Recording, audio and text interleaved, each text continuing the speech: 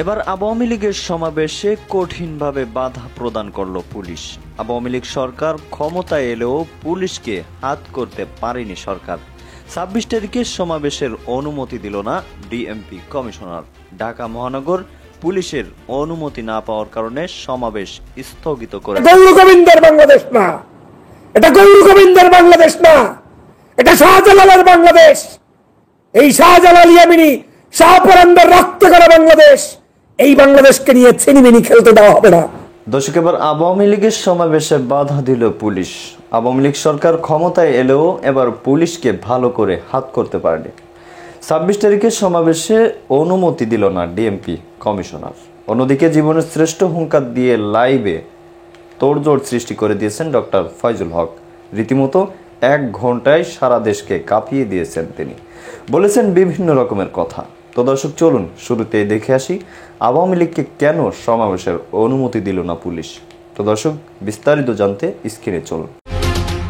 এবার আওয়ামী লীগের সমাবেশে কঠিনভাবে বাধা প্রদান করল পুলিশ। আওয়ামী লীগ সরকার ক্ষমতায় এলেও পুলিশকে হাত করতে পারেনি সরকার।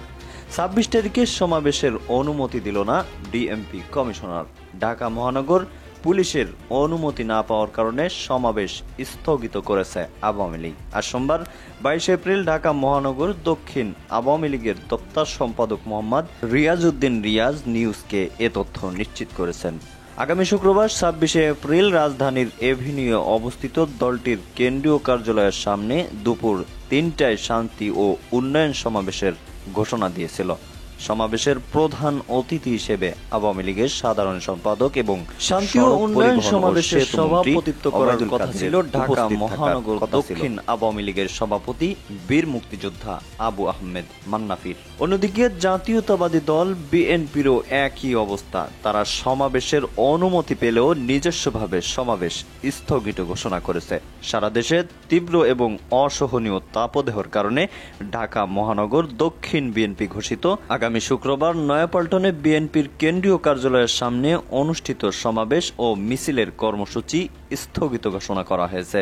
আজ সোমবার ২২ এপ্রিল নয়াপল্টনে ভাসানী ভবনে ঢাকা মহানগর দক্ষিণ বিএনপির আহ্বায়ক বীর মুক্তিযোদ্ধা আব্দুস সালামের সভাপতিত্বে ও সদস্য সচিব রফিকুল আলম মজনু সঞ্চালনায় ঢাকা মহানগর দক্ষিণ বিএনপির সকল থানা ওয়ার্ড নেতৃত্ববৃন্দ এবং ঢাকা মহানগর দক্ষিণের সকল অঙ্গ সংগঠনের সভাপতিত্ব, আহ্বায়ক, সাধারণ সম্পাদক, সদস্য সচিবদের এক যৌথ সভায় এই সিদ্ধান্ত হয়েছে। সেখানে আরো বলে, তাপদাহ সহনীয় পর্যায়ে আসলে সমাবেশ ও মিছিল কর্মসূচির পরবর্তী তারিখ ও সময়সূচি জানানো হবে। সবাই তাপদাহের কারণে জনজীবন দুর্ভোগ মোকাবেলায় জনগণের নাগরিকদের পাশে থাকার জন্য ঢাকা মহানগর দক্ষিণ বিএনপির সকল পর্যায়ে নেতাকর্মীদের প্রতি আহ্বান জানানো হয়েছে। নিউজ ডেস্ক, সময় 63। গৌর গোবিন্দের বাংলাদেশ না, এটা গৌর গোবিন্দের বাংলাদেশ না, এটা শাহজালালের বাংলাদেশ। এই শাহজালাল ইয়ামিনী শাহপরানদের রক্ত করা বাংলাদেশ।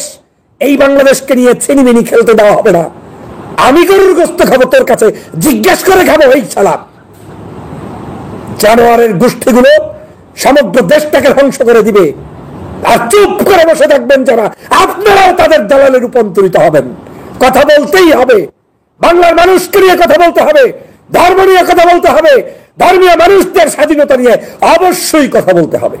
এটা পিরাউলিয়ার পুণ্যভূমি, এটা শাহজালালের পুণ্যভূমি, এটা শাহপরানের পুণ্যভূমি, এটা ইসলামের পুণ্যভূমি, এটা সকল মুসলমানদের বাংলাদেশ। সেই বাংলাদেশের পুণ্যভূমিটাকে ধ্বংস করার জন্য আজকের এই জায়গায় দাঙ্গা হাঙ্গা, এটা কোনোদিন মেনে নেওয়া যায় না। আমরা কোন হিন্দুর উপর আক্রমণ করি নাই। বাবরি মসজিদে আক্রমণ হয়েছে ভারতে। বাংলার সকল হিন্দুরা নিরাপদে ছিল। মনে হয় একটি মুরগির পেটের ভিতরে যেভাবে বাচ্চাগুলো নিরাপদে থাকে, আমার দেশের হিন্দুদের গায়ে আমরা হাত তুলতে দেই নাই। কারণ আমরা জঙ্গিবাদী পছন্দ করি না, আমরা হিংসতা পছন্দ করি না, আমরা অন্যায় পছন্দ করি না, আমরা জুলুম নির্যাতন পছন্দ করি না। আমার ইসলাম শিখিয়েছে সকল মানুষের নিরাপত্তা বিধান রক্ষার জন্য। আমার ধর্ম শিখিয়েছে সকল ধর্ম পেশার মানুষদেরকে সম্মান করার জন্য। কিন্তু দুঃখ লাগে, হৃদয়টা জ্বলে পড়ে যাচ্ছে, খান খান হয়ে যাচ্ছে। কোন দেশে আমার বাংলাদেশ যাচ্ছে? অনুধাবন করতে হবে। এখন এই বাংলাদেশের মিডিয়া, ফেসবুক নিয়ন্ত্রণ করতে তথ্যমন্ত্রী, নাদারের তথ্যমন্ত্রী একটা অসভ্য, সে বলে ওদেরকে দিয়ে নিয়ন্ত্রণ করতে হবে, প্রয়োজনে ইন্ডিয়ার সহযোগিতা নিয়ে আজকের এই অনলাইন মিডিয়া জগৎ নিয়ন্ত্রণ করবে। সবগুলো দালাল, রাস্ত দালাল, দেশটাকে ধ্বংস করে দিচ্ছে। আমি চ্যালেঞ্জ করে বলতে পারি, আজকের এই বাংলাদেশের সমগ্র মানচিত্রটা শেষ করে দিবে শেখ হাসিনা শুধুমাত্র পাওয়ার পলিটিক্সের জন্য ওই ভারতের দালালদের কাছে বিক্রি করে দিয়েছে। দেখবেন আপনার আমার মধ্যে হাঙ্গামা তৈরি করার পরিস্থিতি তৈরি করবে শেখ হাসিনা। একটা সময় দেশের সার্বজনীন যে সকল মানুষের সহমর্মিতা, ভালোবাসা, একসাথে ওঠা বসার যে নিয়ম বিধান, সেটাকে শেখ হাসিনা ধ্বংস করে দিয়ে এই দেশে এমন একটা পরিস্থিতি তৈরি করবে, তখন সুতা দিয়ে ওই ভারত থেকে আর্মি আসবে এই দেশে, পুলিশ আসবে এই দেশে, বলবে আমার ধর্মপ্রাণ, আমার গোষ্ঠীর মানুষদেরকে রক্ষা করতে এসেছি। ওই রক্ষার আন্দোলনের ডাক দিবে। এখনো সচেতন হন। তারাবির নামাজ গোনার টাইম নেই। হাত উপরে বাঁধেন না নিচে বাঁধেন দেখার সময় নাই। কোন ইসলামিক স্কলার জামাত ইসলাম করে, চরমরাই করে, হেফাজত করে, কওমি করে, এটা দেখার এখন আর সময় নাই। এখন সময় একটাই, মাতৃভূমি বাঁচাতে হবে, বাংলাদেশকে বাঁচাতে হবে, মুসলমানদেরকে বাঁচাতে হবে।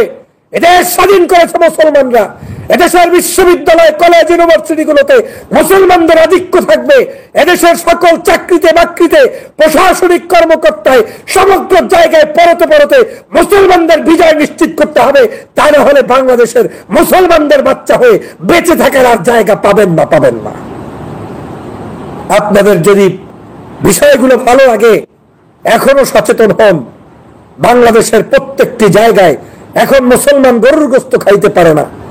গরুর গোস্ত জবাই দিতে গেলে নাকি ওদের কাছে অনুমতি নিতে হবে। আজকের বাংলাদেশ কোথায় গিয়েছে? এটা গৌর গোবিন্দের বাংলাদেশ না, এটা গৌর গোবিন্দের বাংলাদেশ না, এটা শাহজালালের বাংলাদেশ। এই শাহজালাল, ইয়ামিনী, শাহপরানদের রক্ত করা বাংলাদেশ। এই বাংলাদেশকে নিয়ে ছিনিমিনি খেলতে দেওয়া হবে না। আমি গরুর গোস্ত খাবো, তোর কাছে জিজ্ঞেস করে খাবো? এই সালাম জানোয়ারের গোষ্ঠীগুলো সমগ্র দেশটাকে ধ্বংস করে দিবে। আর চুপ করে বসে থাকবেন যারা, আপনারাও তাদের দালালে রূপান্তরিত হবেন। কথা বলতেই হবে, বাংলার মানুষকে নিয়ে কথা বলতে হবে, ধর্ম নিয়ে কথা বলতে হবে, ধর্মীয় মানুষদের স্বাধীনতা নিয়ে অবশ্যই কথা বলতে হবে। শাহজালালের বাংলাদেশ, এদেশের ঢাকা বিশ্ববিদ্যালয়ে পড়তে গেলে এখন অনুমতি নিতে হবে। হ্যাঁ, মাদ্রাসা শিক্ষার্থী পড়তে গেলে, অথচ ঢাকা বিশ্ববিদ্যালয় প্রতিষ্ঠা করেছে আমার বাপ দাদা, ধর্মপ্রাণ মুসলমানরা প্রতিষ্ঠা করেছে বাংলাদেশের মুসলমানদের শিক্ষায় সুপ্রতিষ্ঠিত করার জন্য। আর সেখানে এখন চারুকলা ডিপার্টমেন্টে হিন্দুয়ারি মন্ত্রী ঝুলে থাকবে, তাতে কোনো সমস্যা নাই। আর গত কয়েকদিন আগে আপনারা দেখেছেন ছবি দেখাই আপনাদেরকে। আপনাদের যদি গায়ে কোনো বিন্দুমাত্র আপনাদের যদি কোনো প্রতিবাদ থাকে তাহলে দেখেন, একটা শিক্ষার্থী সম্ভবত হেফাজতে ইসলামের কোন একটি কর্মসূচিতে গিয়ে তিনি কি করেছিলেন দেখেন। এই যে ছবিটা দেখেন, আজকে আমার এখানে খুব পেয়েছি, আমার কাছে মনে হয়েছে আপনাদেরকে দেখানো দরকার। এই ছবিতে, এই যে ছবি দেখেন, ছবিটা দেখেন, একটা ছেলে শুধুমাত্র ঘোড়ার পিঠে চড়েছিল। আমাদের এক শিক্ষার্থী, মাদ্রাসা শিক্ষার্থী, ঘোড়ার পিঠে চড়ে হেফাজতে ইসলামের একটা কর্মসূচি পালন করেছিল। তাকে বলা হয়েছিল জঙ্গি, তাকে জঙ্গল থেকে গ্রেপ্তার করা হয়েছে, তাকে বিভিন্ন জায়গা থেকে তাকে গ্রেপ্তার করে তারপরে এখন কোথায় আছে আমি জানি না। ছেলেটা কি আয়নাঘরে আছে না মুক্তি পেয়েছে আমি জানি না। আর পাশে হোক তার ধর্মীয় উৎসব, যদি এই ছুরি দিয়ে পালন করা এটা ধর্মীয় উৎসব হয়ে থাকে, করুক, আমার আপত্তি নাই। কিন্তু আপনার একজন যদি, একটা মানুষ ধর্ম উৎসব যদি ছুরি দিয়ে পালন করতে পারে, তাহলে আরেকজন ব্যক্তি একটা মিছিলে ঘোড়ার পিঠে চড়া, এটা কোন জায়গায় অপরাধ আপনি বলেন? আমার ধর্মে ঘোড়ার পিঠে চড়ে আমার প্রফেট সাল্লাল্লাহু আলাইহি ওয়াসাল্লাম এক দেশ থেকে আরেক দেশে গিয়েছে, এক জায়গা থেকে আরেক দেশ গিয়েছে, আমরা কি ঘোড়ার পিঠে চড়তে পারি না? সেটাকে বলা হচ্ছে তালেবানি রাষ্ট্র। এই জন্যই আজকের এই বাংলাদেশের অবস্থা হয়েছে বন্ধুরা আমার। ৫ই স্বপ্ন চত্বরে যখন রক্ত ঝরেছে, কওমির রক্ত ঝরেছে, আপনার ঝরে নাই, আমার ঝরে নাই, কওমি। হুজুরদের রক্ত। ও রক্তের কি কোনো দাম আছে নাকি বাংলাদেশে?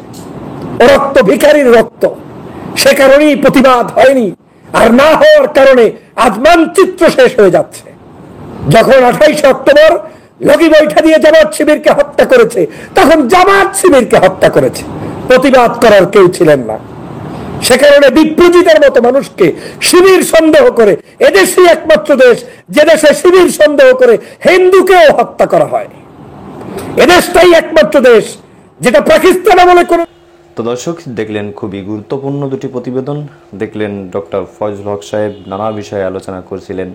খুবই ভাইরাল একটি ভিডিও আপনাদের সামনে তুলে ধরেছি। এ সম্পর্কে আপনি কি বলবেন? ডক্টর ফয়জুল হকের কথার সঙ্গে আপনি সহমত পোষণ করেন কিনা অবশ্যই আমাদের জানাবেন। তো দর্শক, এ বিষয়ে আপনাদের মতামতটা অবশ্যই আমরা চাই, অবশ্যই আপনাদের মতামতগুলো চাই।